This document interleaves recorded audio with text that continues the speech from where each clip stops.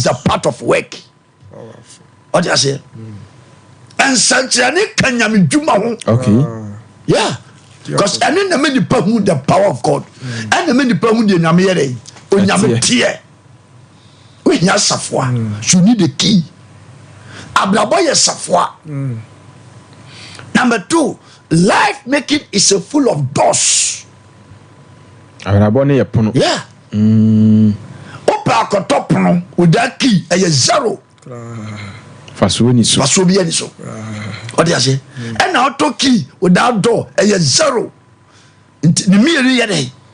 And antibum. To say what I told you. No ni aboba. A 0. Opa aboba. No ni tuya a 0. And now to you. No ni aboba so a 0. Mami ko Western off. Minia Alejo Obosu kwata. Yeah. Anumre me good evening. Obi biara wo hwe ajaba the spiritual professor. Me good evening. And they be sua de kakra. 10:17. There dey any problem bia ewi aseba the enimu an say ade achi. Na the enimu an say ade asen. Because we believe the power of God and we know what God can do. God is a miracle God. And so Papa, come on, be no. Okay. The untibi ashafe ni asase. Key. Ye ba be we djuma safo di wo abrabom. Safo number 1, ye di bie pono. Okay. Number 2, ye di tum. Ye di tum. Niche se safo akro na ye di bie sa ye di bie esa di tum. Okay. Ti se wa brabo no, e do ba bi o sa wo hwe. Se sunsun ya tumi mu. Ade hu wiase ba kono no because life making 70% is spiritual. Okay. Papa, last you is not me teaching spoken word. Obi betim de nano atupum. Abeye juma. Yeah. Because we study curse and blessing a your wish. And some curse and blessing a then a your wish. Until me two for sabrante number 1. Sunyakasa. Mese yere Sunyakasa. Ade here wa brabom pa tumi wom be Titus chapter 2:8. Who of ya church ajaba de no kasa no spiritual professor or tena no pa me tena se papa oduma nyame de ma me se me ni nsia se ye adwumam adwuma ni gu wa be factory egu wa be school egu wa be choba egu bribiara wo de won sabe som biara enye yie. Just run for your life. Because I'm holding the key. Safwa yedi biye pono. Safwa yedi tum. Na adia ba ko ehu wiase eye spoken word. Obi betim de nano atu punum. Atu adwumam, agu adwuma, agu awade. Yes, what be? Titus chapter 2 verse 8. Titus chapter 2 verse number 8. Wasi asempa wonya ehu asembi nka. Wasi tenio wasi asempa wonya hu asembi nka hadi. Na die one yen anya no aferi. Efri se oni yen hu asemboni biara ka. Oni yen hu asemboni biara ka. Kan bi Titus mane tie mienu chichemu enwotwe no. Asempa eye wonya hu asem biara enka adi. Tienio the senipa bia no o kasa kire panio akonao. The first thing you need think before you talk. Okay. Gen one son waka ade we ase to me won pa your spoken word ya no asem wano asem betim wakodem. Okay. Wano asem betim awade egu. Yeah. Na make can say students no.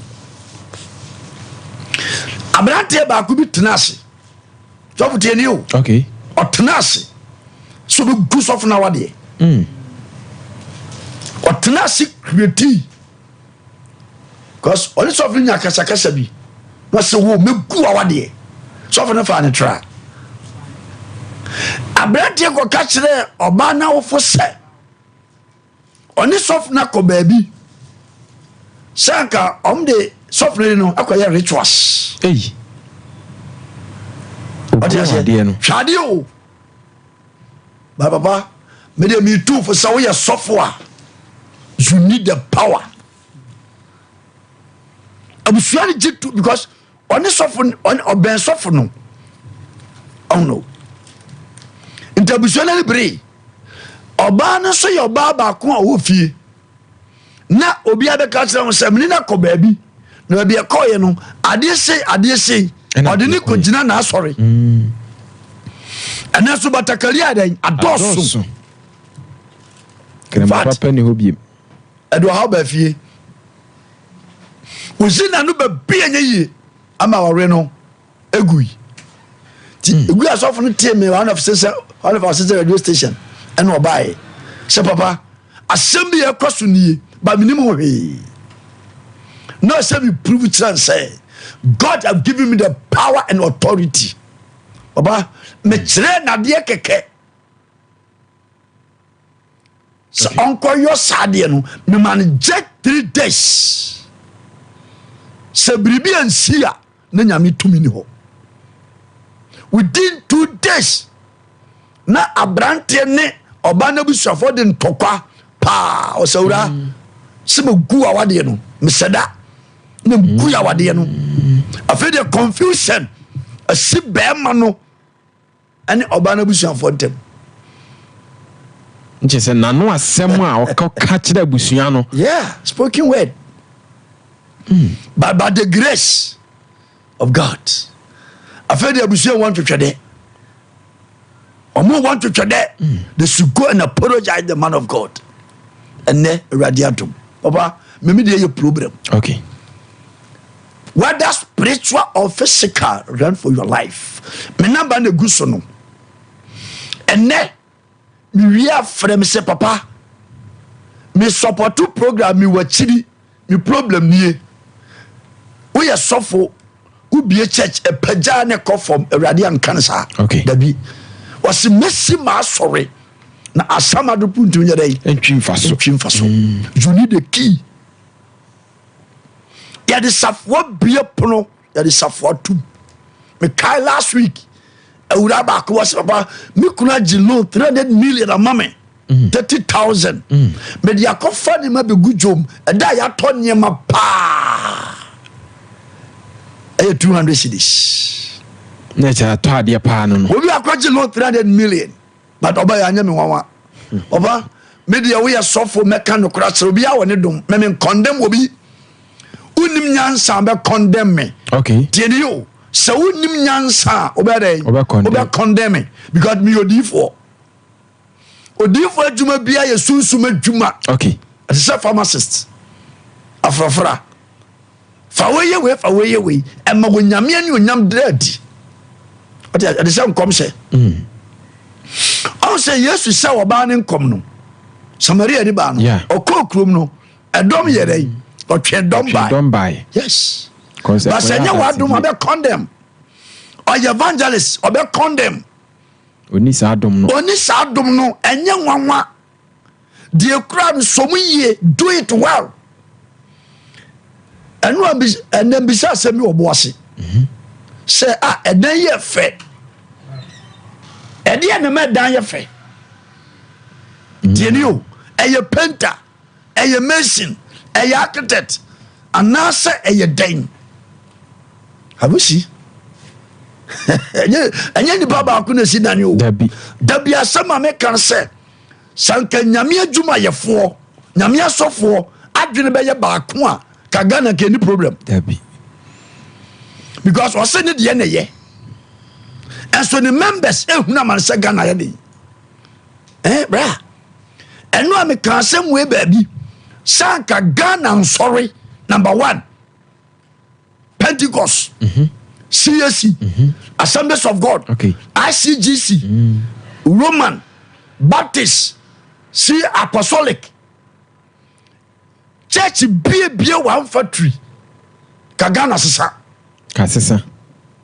omumie meme da kwa hwefo bie bi anka church biara biebia ka Ghana eden ka sesa na me ka chero because pe eba na say ntos eba na bu asay ade ase books and bibia ya krafi China and eba hwan sori akase agu Ghana brother China for so nkwa sori oh yeah China ni nkwa sori da but still their progress me dem see bia metufu you need the key brana wo bonu hia safoa so hia de safoa safoa number 1 you need Jesus Christ. That the first key. Okay. Je Christo di. Uji Christo di a uwie. Asa wo ye ho dwuma. Number 2, be a prayerful. Yeah. Because prayer changes. Prayer open the way where there's no way. Okay. Ti so be yo Christo ni mapa. Na woni mpayebo. Woni makom kira boa. Da bi wa besu. Se ne man koyi. Me de me ba sister me ka no kora kira wo. Me did a jabba Dr. Alex Kwabena Jamfi. Aka a jabba the spiritual professor. Papa me dey problem. Adwuma ni gu. Awade ni gu. Obi je ukunu. Papa oje wo yere. Brebi ado nsabe so me enye yie. Sister, yam fire the won ko tena nyame fie. No.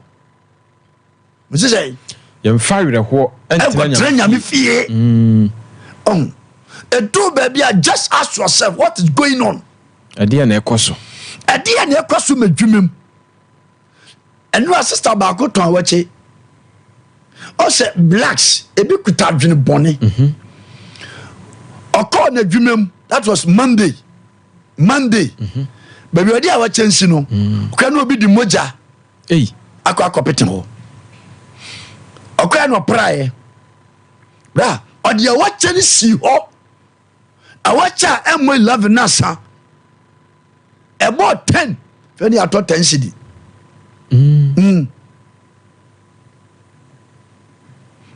ya to awache about 2 o'clock to awache 30 cedi ayaka anyane lorry fare the next day onu akitu obi koi ya nto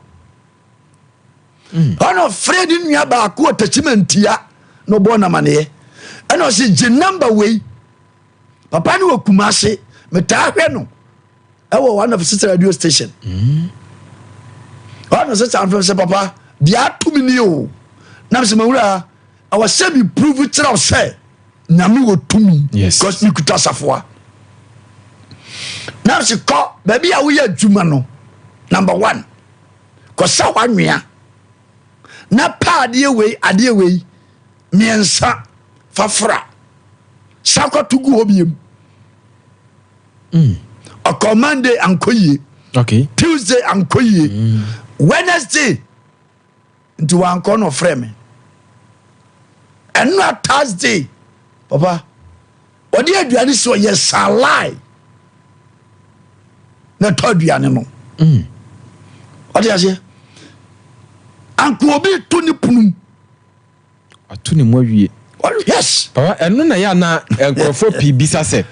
Eno no senka ye gidi se wo ye Kristo no ye gidi ninka obi ba wo senka wo bom paye ma na wo Yesu dini mo enye sei but se onkonko sanwea na onfa bribi mfa mfra no eno enya abosomsem on se ye nimdia ye ni enti on tio on se Ghana no on problem asase ni okay beginning bibi akoya gospel so your salvation okay enkwaje to lead you to heaven okay but you on this earth you need the prophetically the direction the ma kwanchere hia no okay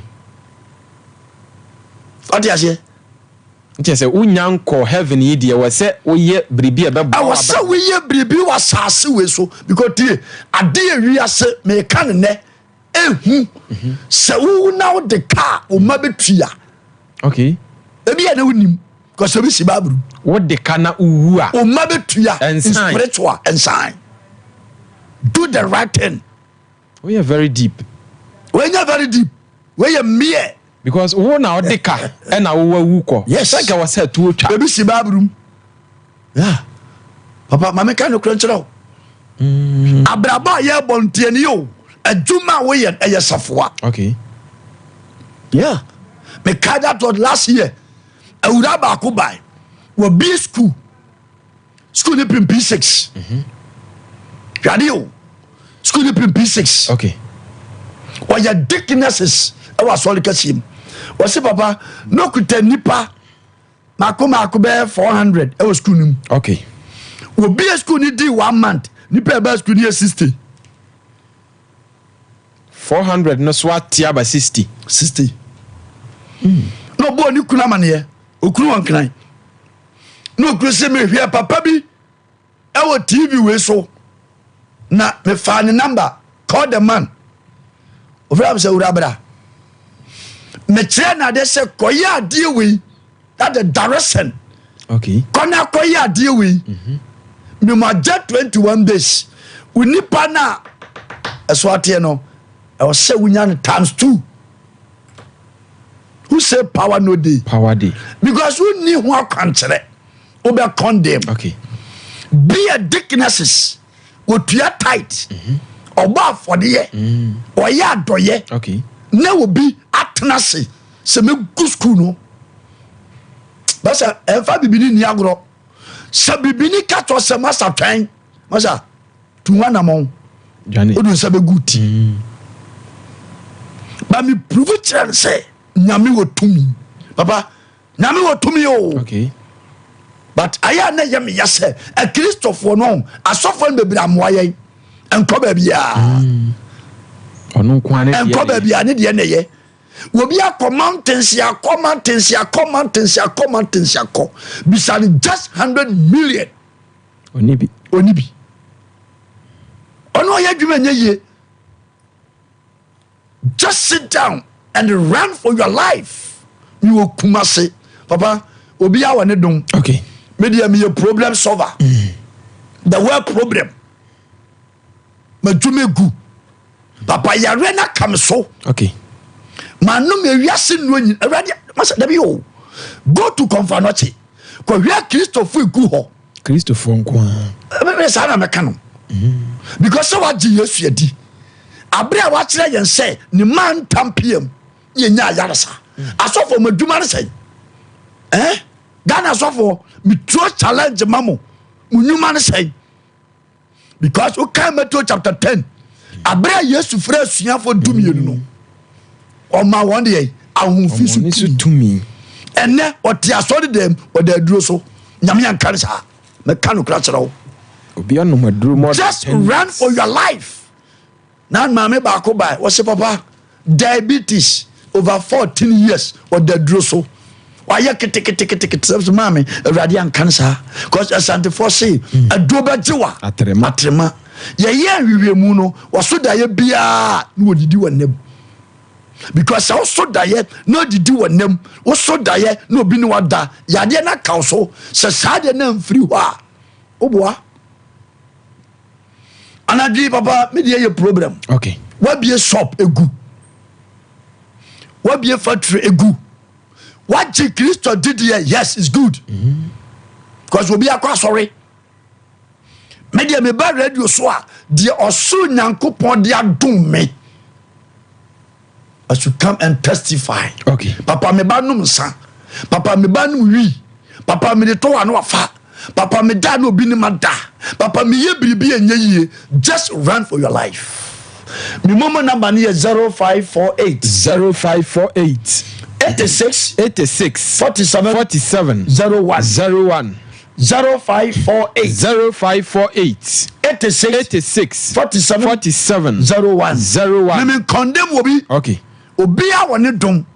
Obi ba be ma gospel. Media ntesa. Okay. Tieni o. Media ntesa. Papa me bi adwuma na egu awurade ankansa. Eye de na adwuma ni ku ye. De ma kwankyere hia no no. You need a key. Abrabo Safoa. Yes. Okay. Because according to Daniel, I love that scripture. Okay. Daniel 11:32. Aya kenkan ho.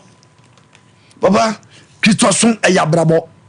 Kristo som enya kansie dabi odi ase aya na ye me yama o ma ji Kristo di woseme de na ye memeda fo se de na ye kwaseda fo se de na ye ede na Kristo fo kire anso du kure ni wo mu memeda fo nka no kura kwaseda fo nka no kura so se de na ye enama hoye a me ye research esuma ahoye a esuma eni bre esuma nkonkonsa wompa aya Kristo fo omo so na agi Kristo adie omo so na se ya agi Kristo die dabi o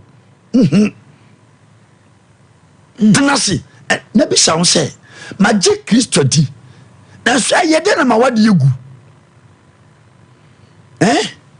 ma agi Kristo di aye de na me ye djuma enyi ma agi Kristo di wanya 30 years onu oni ba onu oni yire onu oni kum which is which and nothing I was say working towards it you prayerful and nothing yawa de biara aye prayers and bible come and pray honor be de nyame tumi wo Sunday aye direction okay kwasia de bay papa me to men safrel and tenafie emfreme and asofo menya dey mi wo kumase kununum enuam okay oflati kwa atudwa so for pani a wote nkan Dr. Alex Kwabrajam the spiritual professor na oni na dia share na nyimre o kira ya memene da papa tenase o say to present your case before God o kira fa won samu a akire wo so won samu a ama owerɛhoɔ ne osu atɔ so no fa bra awurade anim ɛwɔ kumase kununum enuam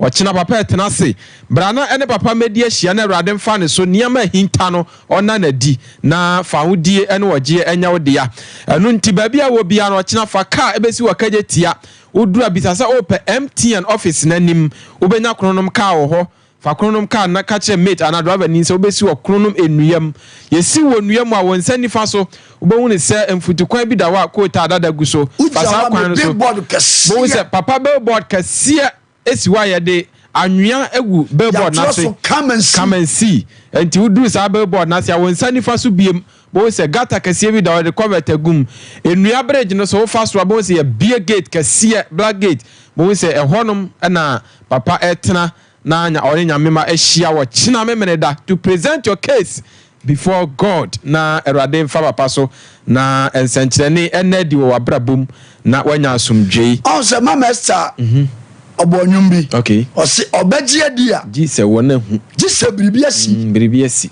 o ti ase eto baby you need to prove the power of God okay simple papa maybe there is a problem say ya yare erade be fam so me kire waduro obanu anom edeko okay because misal oduyefo oh no anya sunsum de yanko okay dad mama ba ko Cape Coast award 14 years o se papa minimi kuna boka se le banema o mama de ne bai me kire na de keke e ma na de o frame last week say papa radia yadom kind of radia yadom anyensen 4 months wonderful na o se edom nipa makumaku says se baby okoya wanyeme ye no ofa wo mumra nti obo ma ne answer na say yeah okay. me dey a problem because me call spiritual and physical me momo number fe bi to so me pon ya frame me okay and I support the program because me nyadaje ye ho dwuma so bi biaro disika ebe to me program so no ready fam so ye ni okay mama ntia me nua baba ko makoso ya owo kajetia yeah hoja we fe kajetia Dubai no yeah nana ahwene ahima nana koso ya anumre me good evening me say unura I believe and I hope obata oboase yeah mabedu me say mo hoye obi biara wutie sompa tie ni me dey problem okay papa adwuma be na me ye beboa me betu ho na mo me kai that was Monday awura ba ko papa ebu akukuduro o come and 200 million se onfanya dwuma okay o paja sika ni nyina bai se papa kire me adwuma me ye beboa me ntia so odis so de adwo brago nam so madwa ewia se adwuma ba ko pa we ya enye yie aduane no a watiem eno so na nkokoye because no mama ye choba mama from there 4 years ago odina de nti kokoye dey okosiesie ho obi dim adwoa Monday born we ya aduane mo we catch him brain say madwa adwuma bebo ye dwadie nyama ton ubie provisions ebefa ukachima ebeto we catch him brain papa anamotu onya bone o osofo no ni sa nim die no because we evangelist ade ba kwa ya mia ba sofo mu no me say asase we upomo ya ho ya pa ya sofo Ghana sofo number 1 ahoya dia number 1 anya wo mo ayejimi me say ayejimi because yade ba ko Yesu ba ya wanya wadwuma ayejimi ende wantimi because ani aduro because obi a wode dom wodom de enya wodom ne sa dom no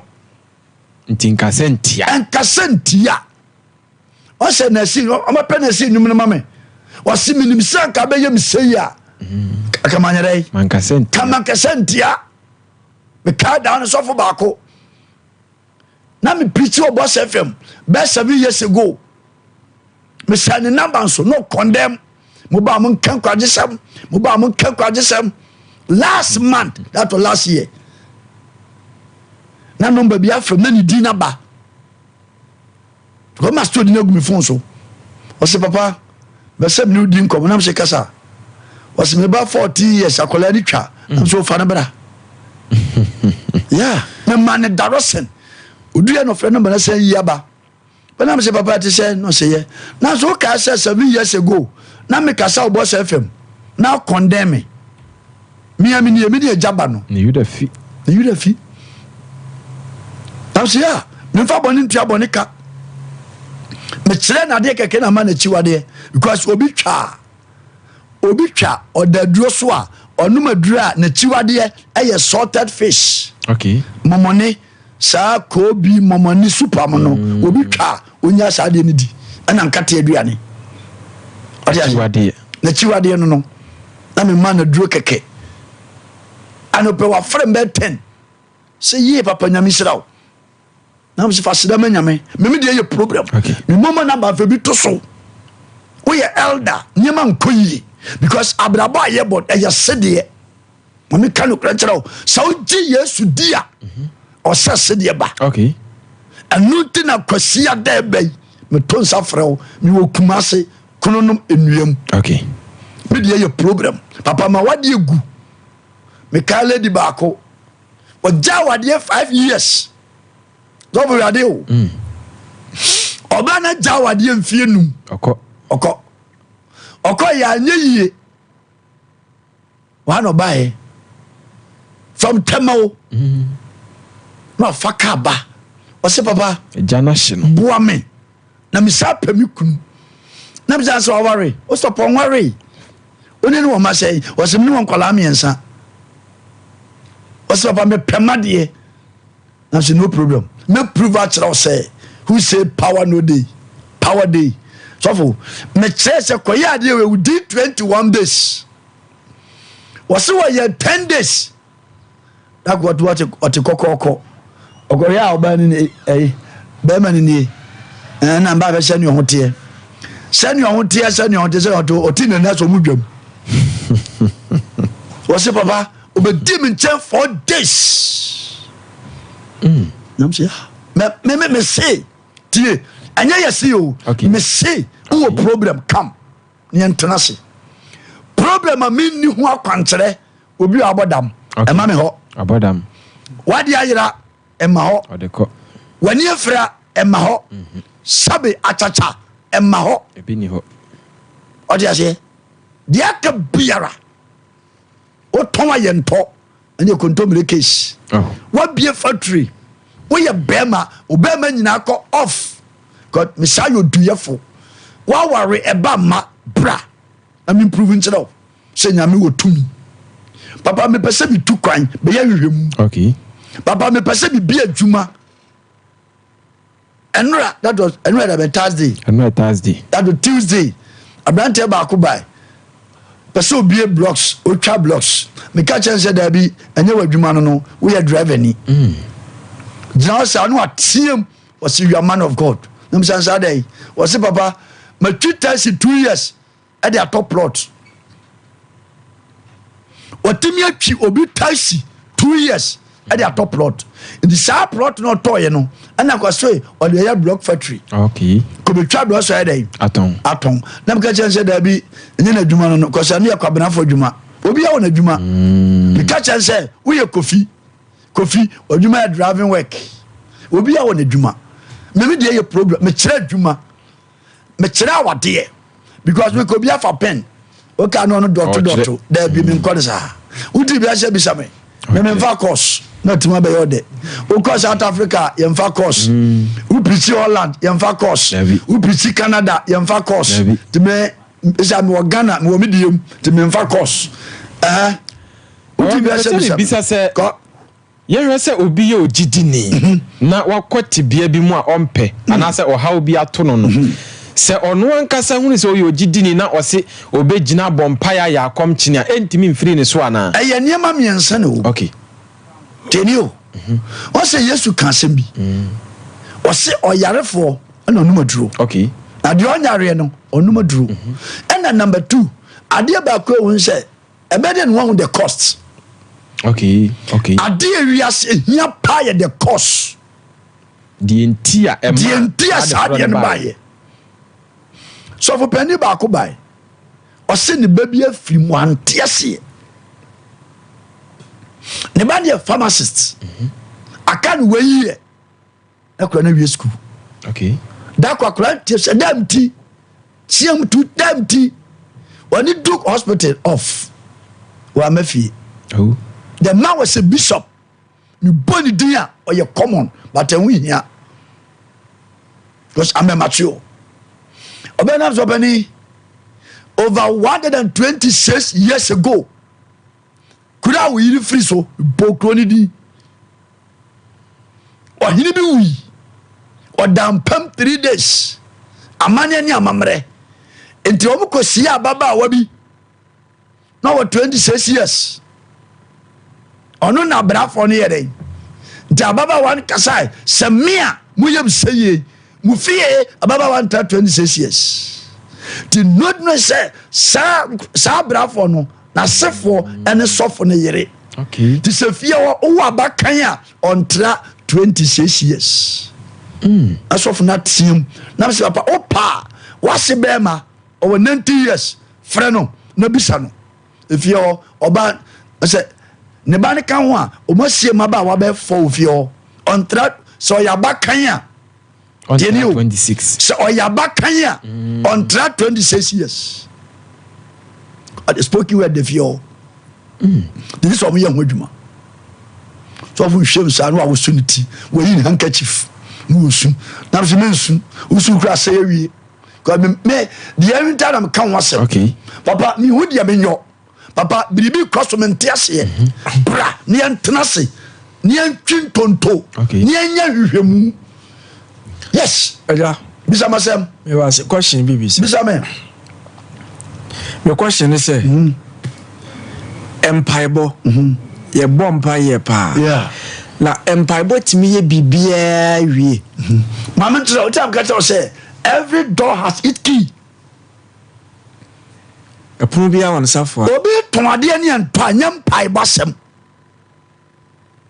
o dey say that the direction obi ton ade ne ye nto a anyam pai basem na be de wa hu say we anyam pai because em say wa bompa ya wa na me tira setio ene na wade di me ba SOMPA since last year two better baby and me adwuma nye ye da bia me tie jaba unyansa wo fom me so dey unyansa wo fom entina fie so anamo masa ebi si Bible be Genesis chapter 25 na honya Genesis 25 verse number 22 Sasha 20 Genesis 25 verse number 20 Ose na Isaac din finhia aduanan no Bible say Isaac din finhia oware Rebecca Arab ni Batuba a ofri Mesopotamia ne Arab ni Laban nua na Isaac srɛ Awurade ma ne yere. Bible say Isaac srɛ Awurade ma ne yere. Efisɛ na ɔyɛ oboni. Na Awurade tie na de srɛ no. Awurade yɛ dɛn? Otie na de srɛ no. Na ne yere Rebeka nyinsɛnee. Na nkɔkoa no pimpim wɔn ho ɛwɔ ne yam. Bible say na bra Rebeka nyinsɛn no. Nkɔkoa no yɛ dɛn? Pimpim wɔn ho ne yam. Na ɔse. Ɛna Rebeka se. Sɛ te saa. Ɔse na sɛ te saa deɛ. Na mete ase yɛ dɛn? Na okobisa Awurade. Okobisa Awurade. Abisa nye bɔne. Okay. Deɛ nti a Ghana fa asɔfo condemn sɛ ɔyɛ apostle oni hunumu David ɔyɛ pastor oni saa dom no. Okay. Ɔyɛ teacher oni saa dom no. Papa last mekana ha emfie numu sɛ emfie nanie ɛbra SOMPA ai ɔpemso ɛbaayɛ na bi ka picture office picture more than 1 year na bra na me picture 4 to 5 di bi picture we na ɛbɔ fa me pie gate ya na me nya call sɛ papa ye gyina ha because na ka bi gyina hɔ me misrowe nti ababa wa ba ko na mnante be pere am di pick up by sɛ on papa bubu egu hɔ be wa mantini o ma ye bia nti mesin ko hwe ade ma wo mu na free pick up no ye kwala ba se hɔ me kodu fie wa sofo be 12 big men of God Chensia kasie kaso kwa kasie Bishop empire edem wa isija reverence gonna bompaye job tonswa kasie blow ase kopot ti on bompaye no na bom nsem 1 2 3 no bi ajaye na say papa ni iri wai utam ne yaso na say ni iri ni na say nana ukuru ton plot ama awura bi 200 million awura ne ba mako nan ukuru sa ton ma obi to awura na ye ne sa nti nyame adwumayefo se papa ne be sorry ama nyame ne nyama dadia gisa mu jeje to ekotua plot no ka anesa na ntimi nsoro akafo mpa ye ne ntimi nye sa adwuma no tie sa so 4000 sia with that prophet awurade nkasa ana me kan na giga so for no me see da bia meka se nyame adwuma ye 4000 sia e bom paye na prophet ni mu a osoro nkasa be bom ade ache no direction maka bibia nsi otina no pa me tena se so fu bia baby bia verse Samuel 22 ani ye ho akwankere kwasi ada twere to eka ahokyere ana were ho de anya pa na ya okay wabi 1 Samuel 22 verse number 1 ɔse na David firi wɔkɔɔye na odwane kɔ Abdullah bodan mu escape na ne nuanom ne n'agya fie nyinaa teeɛ no wɔsane kɔɔ ne nkyɛn na wɔn a wɔn ho akyere wɔn wɔn number 1 ho akyere ne wɔn a wɔde di aka ɛne wɔn a wɔde aka ne wɔn a wɔn werɛ ahoɔ aboaboa wɔn ano baa ne nkyɛn aboaboa wɔn ano baa ne nkyɛn na odi wɔn so safohene mmarima bɛyɛ 400 ɔse mmarima bɛyɛ 400 men na wɔbaa ne nkyɛn die saa deɛ we nyame adom kwasia da bai okay me se me cha deɛ baba usua deɛ yi a we call the spiritism we are sunsum adwuma elach into deeper ye bia we dey ahom me hyehyɛ to e calendar ne atwere kwasia de afia beto kama ama mansa e beto awerɛ ho ama covid egu e beto ahokyere ma ti sɛ wanye ho adwuma abeto ntu bie Mark chapter 9 verse 29 was saa deɛ we die na de ban yentimi mfa biribiara anya den entu di akom kyerɛ ne deɛ Bible aka me just 5 minutes me catch am say next time on time on man me shall say 5 ai o de mate hay TV so maka so awie me bibia me ka kyerɛ da bitie we no obi ya de on we no obi ya de amani pa hu se no kreye yeah me de ye problem ajaba personal number nie 0207 666 2 66 0207 666 2 66 0547 14 96 40 media ye problem wa bia adwuma egu o pese okoto car o pese otu kwan adwuma biara pese wo ye no ni wo kumase kronom enuam momo na egu tv nanim no eno ye 0548 86 47 01 febi to so min twabo papa me bo program no me nya akona me wo me kasa tv mako 5 me dey ye problem the well problem okay. Papa oba ben ana me wa na be ye papa